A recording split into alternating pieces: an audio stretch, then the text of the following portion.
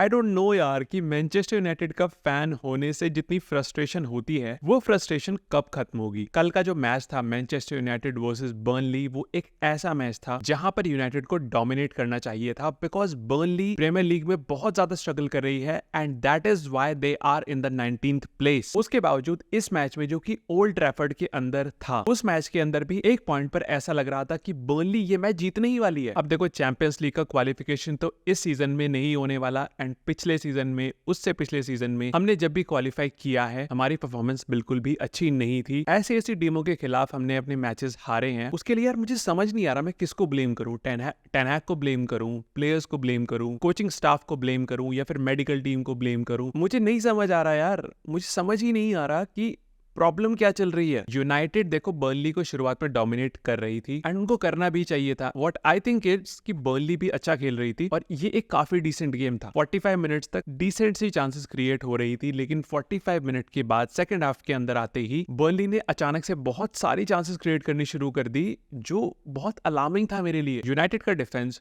United का midfield और United का अटैक भी बहुत ही ज्यादा शेकी है भाई। इस सीजन में तो इतना ज्यादा शेकी है यार, हर मैच के अंदर हम गोल कंसीड कर देते हैं किसी भी तरीके से। हर मैच के अंदर हम लोग गोल कंसीड कर ही देते हैं। इस मैच के अंदर भी बर्नली भाई कम से कम 4 गोल स्कोर कर सकती थी अगर ओनाना वो अपने सुपर सेव्स नहीं करते। एंड उन सुपर सेव्स के बाद कितनी बड़ी और सिली मिस्टेक करी है उन्होंने। एक प्रॉपर कोऑर्डिनेशन, एक प्रॉपर कॉलिंग नहीं हो पा रही यार इस लेवल के प्लेइंग फील्ड के ऊपर। वो मेरे लिए बहुत ही चिंता की बात है यार। हम कैसे ये कह सकते हैं कि ये टीम मैनचेस्टर सिटी से कंपीट करेगी या फिर ये टीम टॉप लेवल की टीम से कैसे कंपीट करेगी, मुझे नहीं समझ आ रहा। एक इंसान की मैं जरूर तारीफ करना चाहूंगा, वो है एंटनी। अब मैं ये नहीं कहूंगा कि ये यूनाइटेड की शर्ट में उनका बेस्ट मैच था या उन्होंने कुछ ऐसी परफॉर्मेंस दे दी है जो हमने आज तक नहीं देखी है या फिर जो 100 मिलियन के प्लेयर से हम एक्सपेक्ट करते हैं, लेकिन वो इस मैच के अंदर कॉन्फिडेंट दिख रहे थे। वो अपनी स्किल पर काम कर रहे थे, कुछ ट्रिकी मूव्स कर रहे थे and he was actually looking really confident on the ball. And इसीलिए जब उन्होंने वो गोल किया तो वहां पर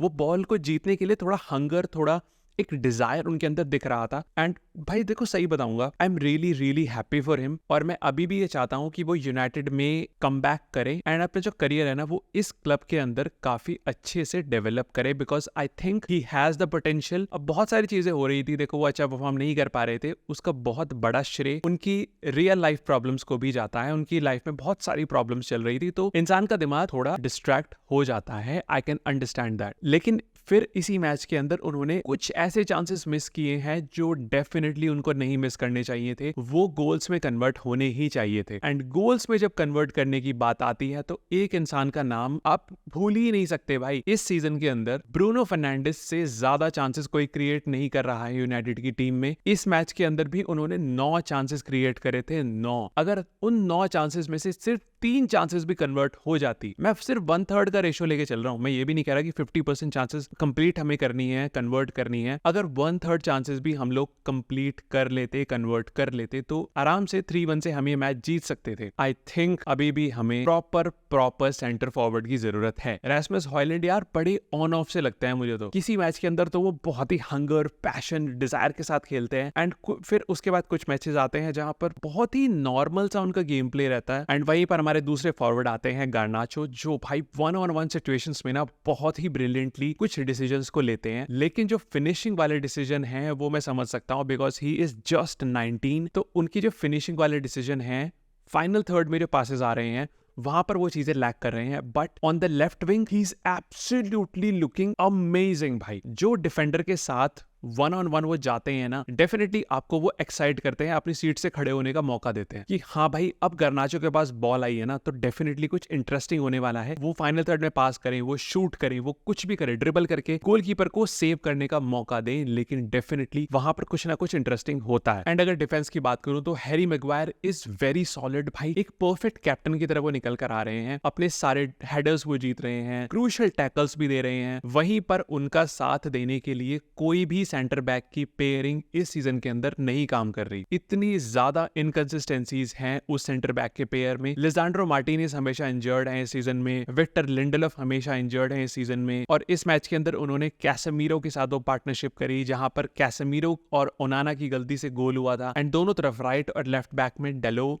was I think actually very decent in the game, बहुत ठीक ठाक मैच था उनका, लेकिन भाई एरन वैन बिसाका वो अटैक नहीं कर सकते एंड उसमें मुझे कोई प्रॉब्लम नहीं है बिकॉज एक ऑर्थोडॉक्स राइट बैक या फिर डिफेंडर होना भी कोई बुरी बात नहीं है, लेकिन कुछ कुछ मोमेंट्स ऐसे होते हैं जहां पर आपको अपनी अटैकिंग कैपेबिलिटीज को दिखाना पड़ता है, जैसा कि इस मैच के अंदर हुआ भी था। बहुत ही क्रूशियल चांस था वो एंड एरन वैन बिसाका को इस मैच के अंदर एक ऐसा चांस मिलता है जहां पर वो डिसाइड ही नहीं कर पाते कि मैं शॉट लूं या फिर किसी को पास दूं, जहां पर डेफिनेटली उनको भाई बॉल दिखते ही उनके पास कोई नहीं था, कोई डिफेंडर उनके आसपास नहीं था, डेफिनेटली एक शॉट लेना चाहिए था बट वो वहां पर लैग कर जाते हैं। इससे तो यही समझ आता है एरन वैन बिसाका भाई अटैकिंग पार्ट में खुद के ऊपर आई थिंक बहुत ज्यादा कॉन्फिडेंस उनका लैक है। उन्हें ये लगता है कि मैं गोल नहीं कर पाऊंगा तो मुझे डेफिनेटली किसी को पास देना ही होगा, बट कुछ मोमेंट्स के अंदर ना आपको वो सेल्फ कॉन्फिडेंस वो रखना ही पड़ेगा कि यहाँ पर अगर मुझे इस एरिया में बॉल मिलती है, मेरे आसपास कोई डिफेंडर नहीं है, सिंगल मेरे पास चांस है, तो definitely I will put my foot through it. वो